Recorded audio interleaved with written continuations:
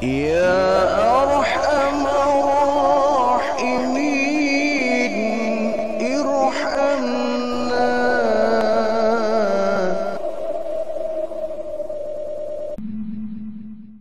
Para pecinta dakwah, pecinta ta'lim, yang semoga Allah ridhoi atas segala aktivitasnya.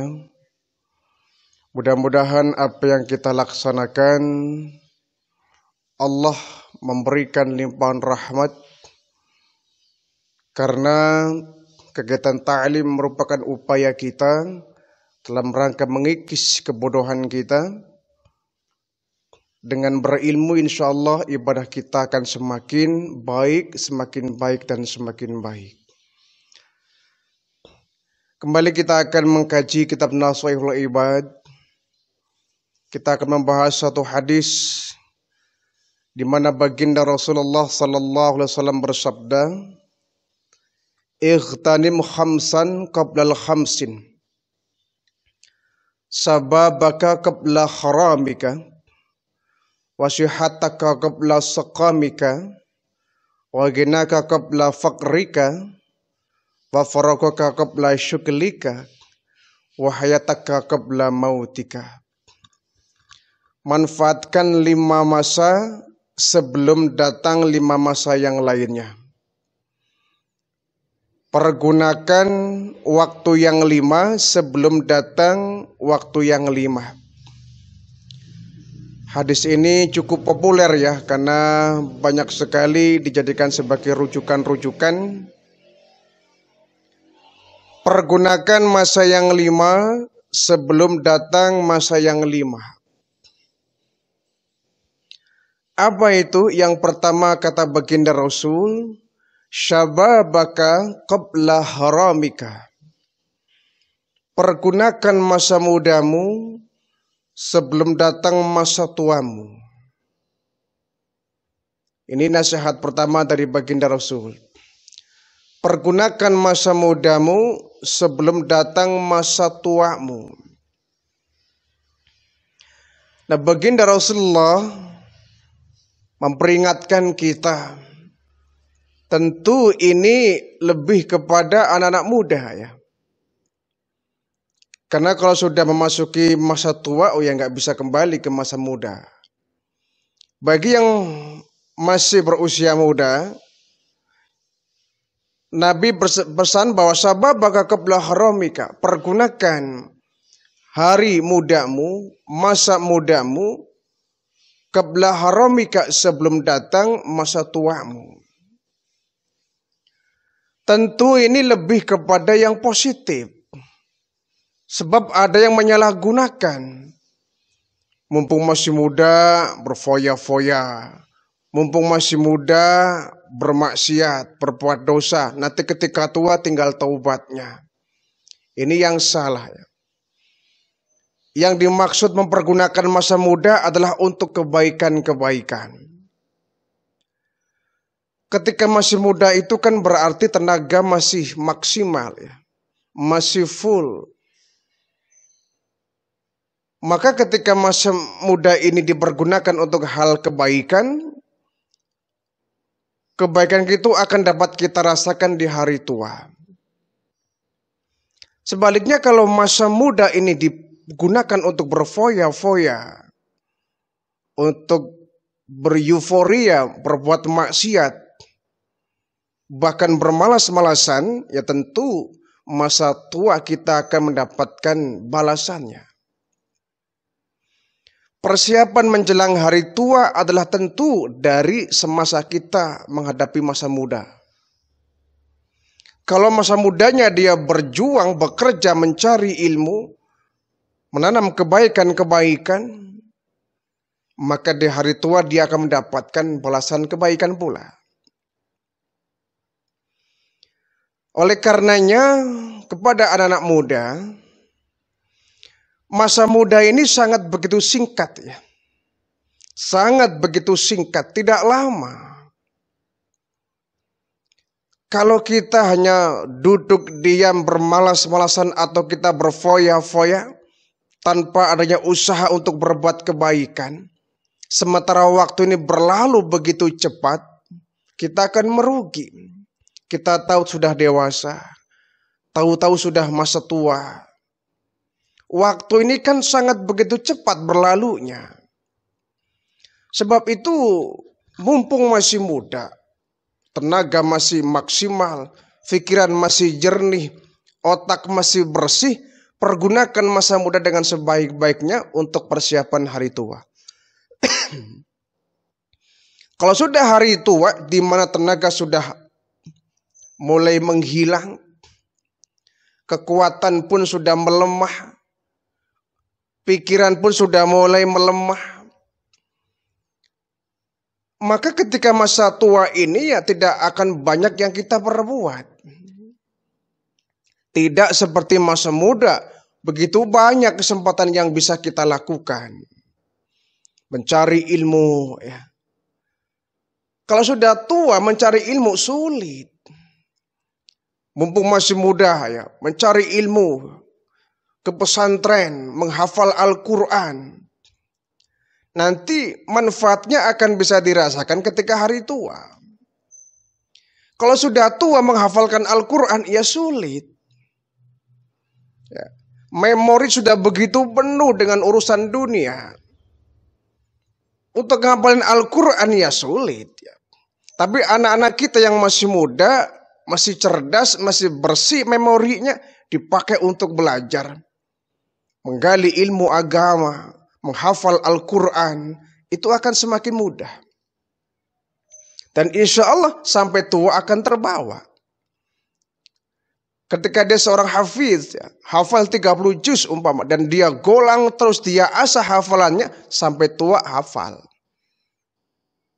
Sampai tua dengan menikmati jerih payah perjuangan dia ketika masih muda. Sebaliknya kalau di hari tuanya dia berfoya-foya, hanya beryuforia, bermaksiat, kumpul sana, kumpul sini, hal-hal yang tidak manfaat, pergi sana, pergi sini, membuat klub-klub yang gak ada manfaatnya misalkan. Maka ketika hari tua dia akan merasakan betapa bergunanya, manfaatnya, pentingnya masa muda itu. Jadi apa yang kita rasakan di hari tua tentu menanamnya ketika di hari muda, di masa muda. Sehingga Rasulullah mengatakan, pergunakan syababaka qabla haramika. Masa mudamu yang sebentar pergunakan dengan sebaik-baiknya sebelum kau memasuki masa tua. Kalau sudah tua repot. Tenaga terbatas, pemikiran pun terbatas. Tidak banyak yang kita lakukan wong sudah tua. Maka persiapannya adalah selagi kita berada di masa-masa muda kita. Banyaklah kita mencari ilmu, menuntut ilmu untuk persiapan bekal hari tua. Banyaklah kita bekerja sebagai bekal untuk menuju hari tua. Jangan sampai di masa muda ini, mumpung masih muda, masih lama matinya, masih lama tuanya, berfoya-foya dulu, bermalas-malasan, dan nanti kerugiannya akan bisa dirasakan ketika di hari tua. Satu. Yang kedua kata baginda Rasul, wasihataka qabla saqamika. Pergunakan masa sehatmu sebelum datang waktu sakitmu. Ini juga penting. Kita terkadang lupa daratan kalau kita dalam kondisi sehat. Sehingga dikatakan bahwa kita baru merasakan pentingnya gigi kalau kita sedang sakit gigi. Kita baru merasakan pentingnya telinga ketika dia sudah budeg. Kita baru merasakan pentingnya mata kalau kita sedang sakit mata. Saat kita dalam kondisi sehat, terkadang kita lalai, lupa. Kita anggap suatu yang biasa. Begitu kita sakit, barulah kita merasakan betapa pentingnya kesehatan. Orang sampai berani mengeluarkan ratusan juta untuk biaya operasi di rumah sakit. Untuk apa itu? Membela apa? Membela sehat. Demi untuk bisa meraih kesehatan. Jadi yang namanya sehat itu adalah sesuatu yang sangat mahal harganya. Dengan kita sehat, kita bisa beraktivitas dengan maksimal. Kita bisa ibadah dengan sempurna. Kita bisa belajar dengan giat, sehat. Kita bisa mencari nafkah dengan semangat karena sehat. Saat kita sakit baru kita merasakan betapa tidak enaknya kondisi sakit ini. Orang ibadah pun terbatas sedang sakit. Baca Al-Quran pun tidak nyaman sedang sakit. Sakit gigi misalkan, baca Al-Quran, ya tidak nyaman.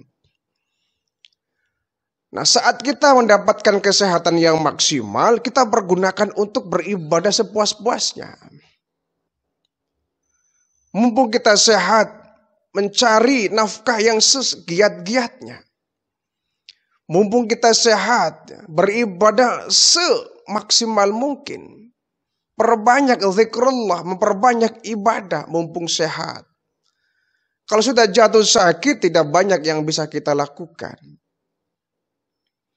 Sehingga betul bagian Rasulullah itu, pergunakan masa sehatmu. Sebetulnya menjadi orang sehat itu gampang. Tidak harus minum obat. Tinggal kita bisa memanage, mempola makan kita, mempola minum kita, mempola istirahat kita. Berolahraga yang cukup. Insya Allah sehat.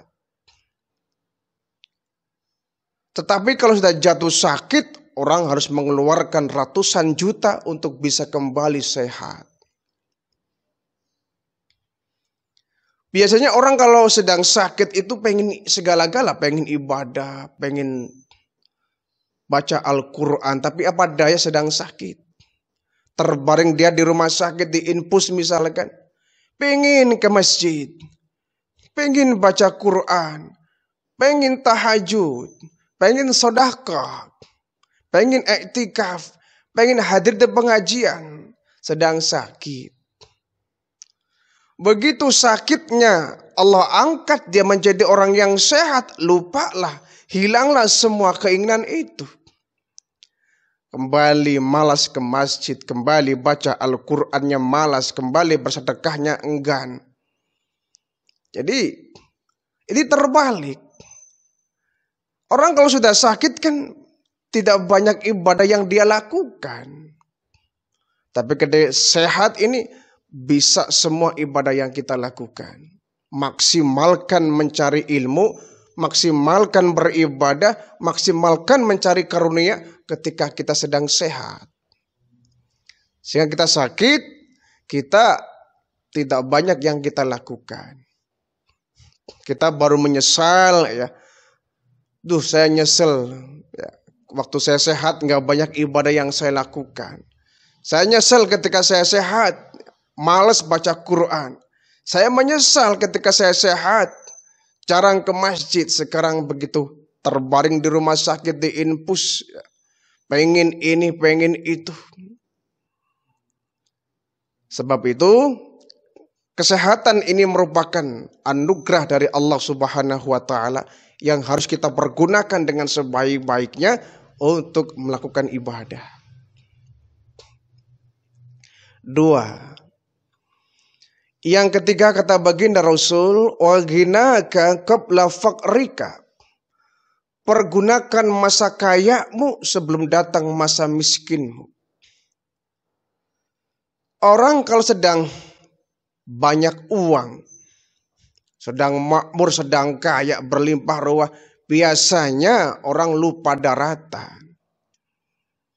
Lupa dengan dia bersedekah, lupa dengan dia berinfak, lupa dengan dia memberikan sebagian hartanya kepada orang lain.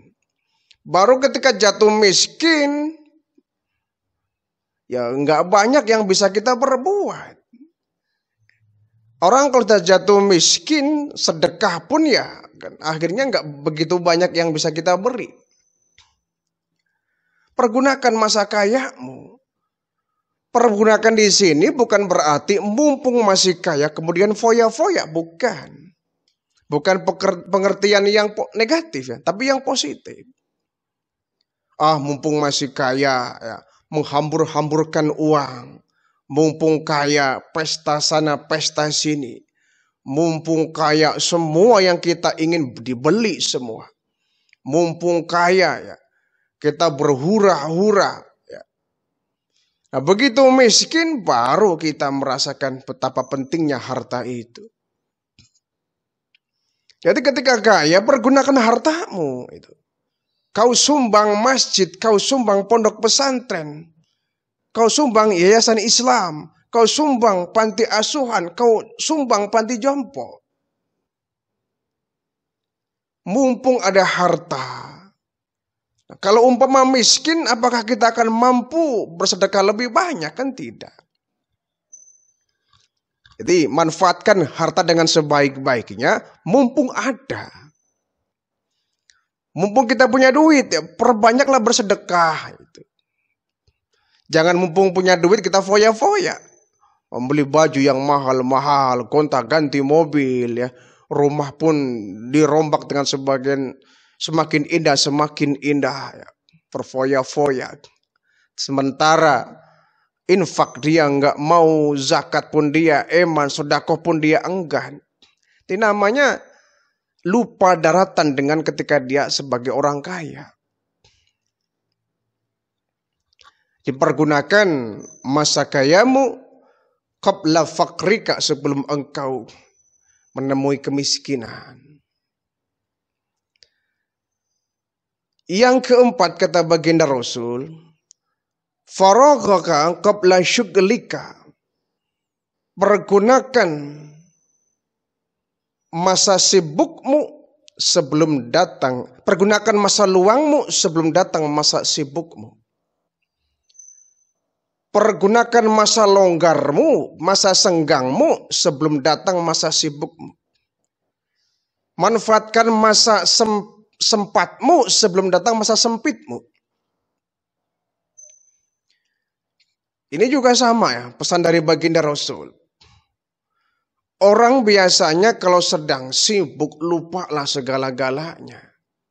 Nggak sempat dia ke masjid, nggak sempat dia bersilaturahim, nggak sempat dia baca Al-Quran, nggak sempat dia sujud 5 waktunya, nggak sempat dia datang ke pengajian-pengajian, ta'lim. Kenapa? Sibuk.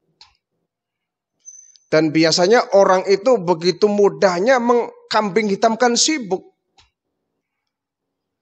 Jadi kalau ditanya, kemana ini? Jarang ada di masjid. Jawabannya sibuk.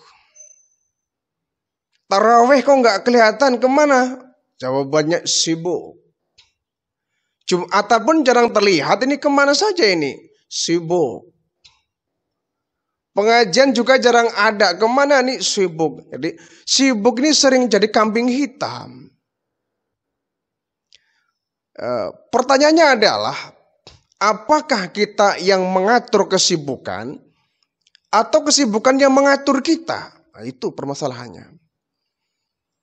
Kalau kesibukan yang ngatur kita, insya Allah sampai tua sibuk terus.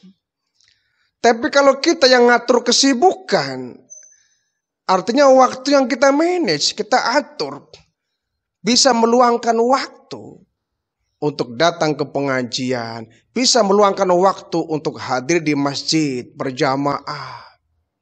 Sesibuk apapun wong dia yang ngatur waktunya, bisa di-manage, bisa dipola, bisa di-planning.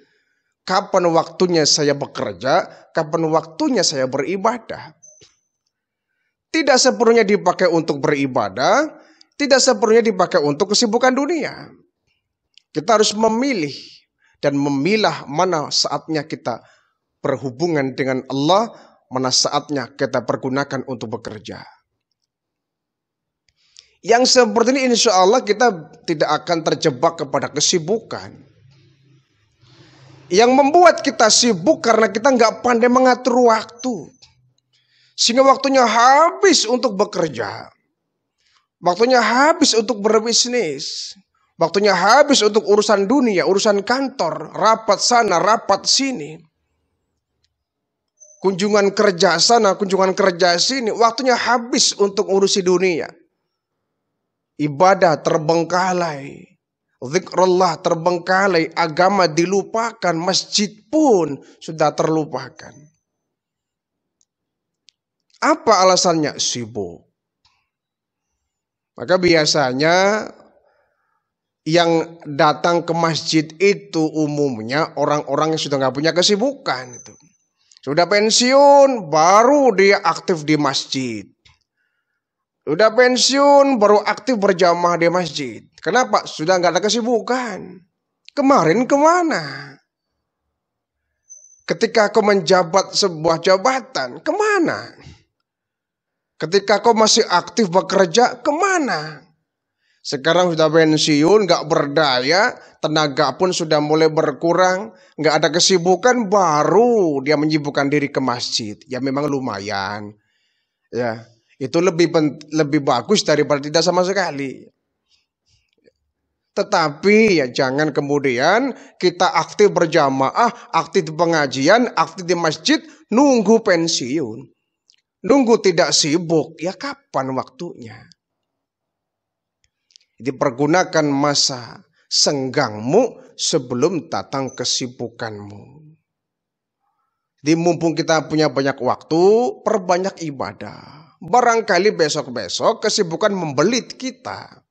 Kesibukan merepotkan kita. Saat menemukan waktu senggang, jangan malas-malas beribadah. Hanya ketika besok menemukan kesibukan, tidak banyak ibadah yang kita lakukan. Terakhir, kata baginda Rasul, hayataka qabla mautika. Pergunakan masa hidupmu sebelum datang masa kematianmu. Ini yang terpenting lagi. Di sini klimaksnya ya. Kalau tadi barangkali urusan dunia, sekarang lebih kepada akhirat. Pergunakan masa hidupmu sebelum datang kematianmu. Mumpung masih hidup, Allah memberikan nyawa kepada kita. Kita masih bisa bernafas dengan lega. Pergunakan hidup kita untuk beribadah. Untuk bekerja, mencari ilmu. Mencari penghidupan. Mendekatkan diri kepada Allah. Mencari bekal untuk kita bawa menuju kematian kita. Sehingga ketika nyawa ini, ruh ini diambil oleh malaikat maut, kita masuk ke alam barzah, kita sudah mendapatkan bekal yang banyak. Karena semua kita pasti akan ke sana. Kullu nafsin dha'iqatul maut. Semua yang bernafas, semua yang bernyawa pasti akan menghadapi kematian. Pun demikian kita manusia. Kita pasti akan menemui kematian. Nah, sudahkah kita mendapatkan bekal untuk menuju ke sana? Sudah berapa bekal yang kita miliki untuk bisa pergi ke sana? Ini yang harus menjadi pertanyaan kita. Jadi kalau kita sedang sholat, anggaplah bahwa ini sholat yang terakhir. Besok kita akan mati. Supaya apa? Timbul khusyuknya. Dia akan memperbagus ibadahnya. Semua kita akan pergi ke sana. Inna lillahi. Semua kita datangnya dari Allah. Wa inna ilaihi raji'un. Dan kita pun akan kembali ke sana. Kita akan kembali menghadap Allah. Kalau sudah mati, tidak adalah kesempatan kita untuk berbuat ibadah. Kita akan diminta pertanggungan jawab di hadapan Allah Subhanahu wa ta'ala atas segala perilaku kehidupan kita selama ini. Kalau selama hidup kita berbuat kebaikan, kebajikan, ibadah-ibadah kita giatkan. Bekal-bekal yang kita ambil banyak, insya Allah masuk kita ke alam akhirat, kita akan mendapatkan keberuntungan. Samalah orang ketika dia mudik ya. Setelah dia merantau, dia pulang kampung, itu kan orang akan senang, akan gembira, akan semangat pulang kampung seandainya banyak bekal yang dia bawa.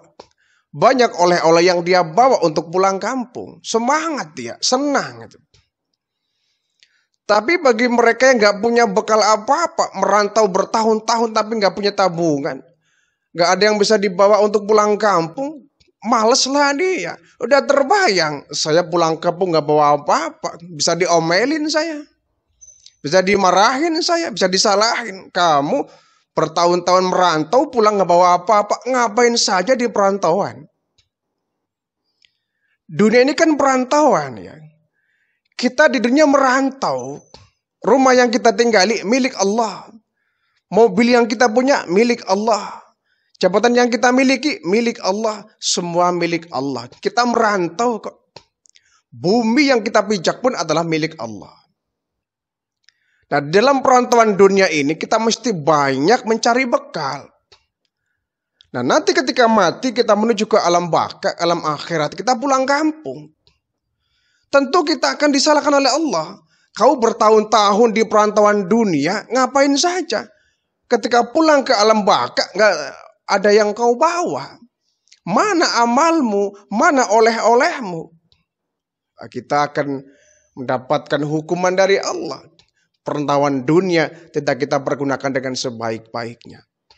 Maka mumpung kita merantau, yuk kita giat mencari bekal, mencari oleh-oleh, mencari penghasilan yang bisa kita bawa menuju kampung halaman kita.